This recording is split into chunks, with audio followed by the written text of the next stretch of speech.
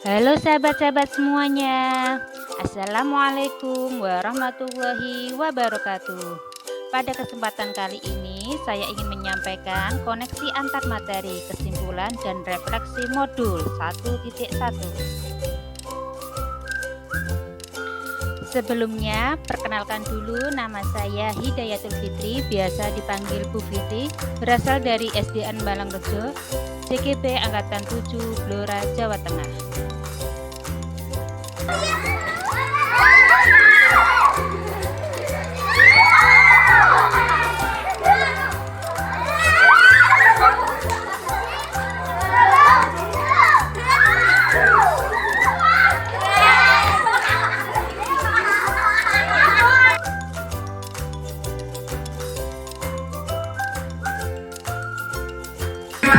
Ngasih garing, ayo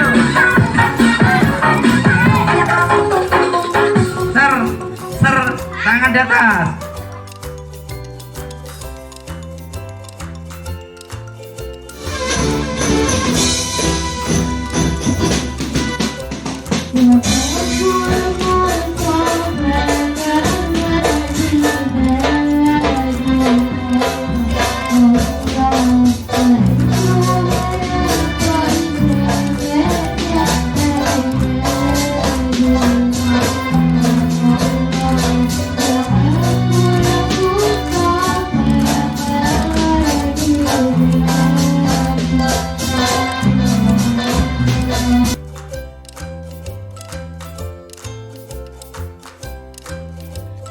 Ki Hajar Dewantara memberikan pemikiran tentang dasar-dasar pendidikan. Menurut beliau, pendidikan bertujuan untuk menuntun segala kodrat yang ada pada anak, agar mereka dapat mencapai keselamatan dan kebahagiaan yang setinggi-tingginya. Pendidik itu hanya dapat menuntun tubuh atau hidupnya, kekuatan kodrat yang ada pada anak-anak, agar dapat memperbaiki lakunya, bukan dasarnya, hidup dan tumbuhnya kekuatan kodrat anak.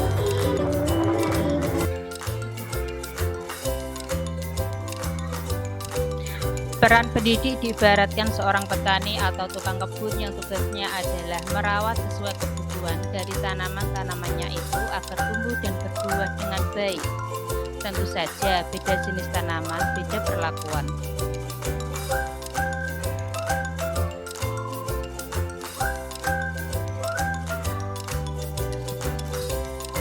Yang artinya bahwa kita seorang pendidik harus bisa melayani segala bentuk kebutuhan metode belajar.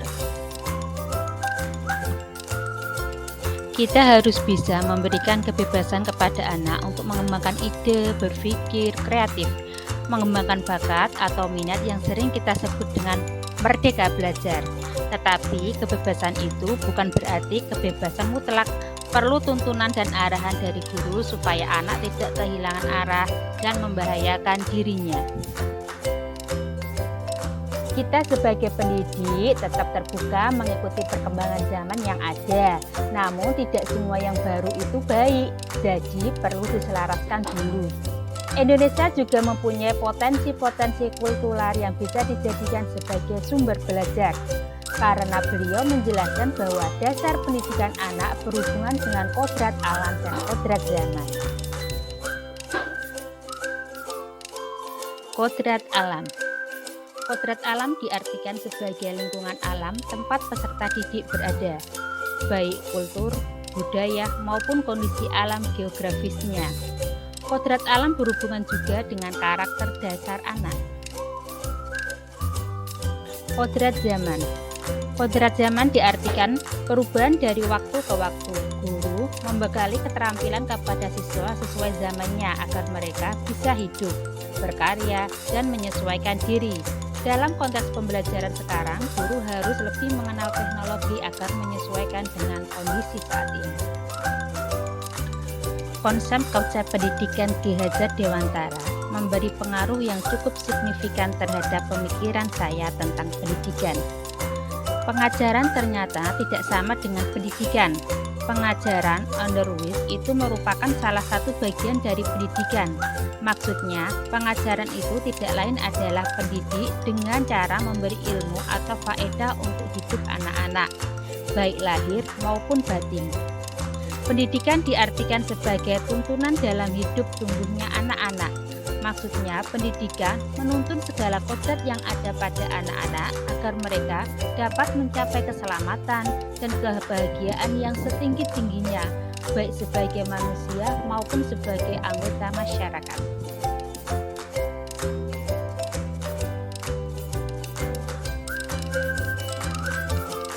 Pertama, saya harus mengubah mindset saya yang tadinya berpikir bahwa anak itu adalah selembar kertas kosong yang tidak atau belum tahu apa-apa. Saya harus meyakinkan diri saya bahwa setiap anak lahir sudah lengkap dengan potensinya masing-masing. Meskipun masih terlihat samar, saya harus peka, membaca dan mengenali setiap potensi anak yang saya didik agar pengajaran dan pendidikannya yang saya berikan nantinya, baik metode maupun bahan ajar, bisa betul-betul menggali potensi anak seoptimal mungkin. Kedua, saya mencoba menciptakan suasana kelas yang menyenangkan. Hal ini sejalan dengan kodrat anak yang senang bermain. Kita bisa mengkolaborasikan asiknya permainan ke dalam kegiatan pembelajaran. Misalnya dengan melakukan permainan tebak kata ketika pelajaran berlangsung. Ketiga, saya harus mengupayakan pembelajaran yang berpusat pada anak, memberikan ruang, kesempatan, dan fasilitas seluas-luasnya agar anak mampu berpartisipasi aktif dalam kegiatan pembelajaran. Saya sebagai pendidik menempatkan diri saya sebagai fasilitator yang menuntun anak agar ia mampu mencapai tujuan pembelajaran yang diharapkan. Di akhir pembelajaran, penting bagi saya untuk memberikan penguatan terhadap materi-materi konseptual agar anak tidak mengalami miskonsepsi. Selain itu, melalui pembelajaran yang berpusat pada anak, saya berharap bisa mengasah keterampilan abad 21 mereka. Keempat, sebagai wujud dari tujuan pendidikan yang utama, yaitu lahirnya anak yang tidak hanya kompeten dari segi akademis, tapi juga berbudi pekerti yang baik, saya sebagai guru selain memberikan wajangan harus bisa juga memberikan teladan yang baik. Jadi, anak tidak hanya melakukan apa yang saya katakan, tetapi harapannya anak mampu meneladani perilaku-perilaku baik yang saya contohkan. Selain sebagai upaya memotivasi anak agar berbudi pekerti baik, ini juga bisa jadi tantangan untuk saya bagaimana caranya agar saya bisa konsisten memberikan teladan yang baik. Guru sebagai sosok yang digugu dan ditiru. Yang terakhir, saya berharap saya bisa memaknai semboyan Ki Hajar Dewantara, yaitu Engar Sosong Tulodo. Dari atas saya bisa memberikan teladan bagi setiap anak didik saya.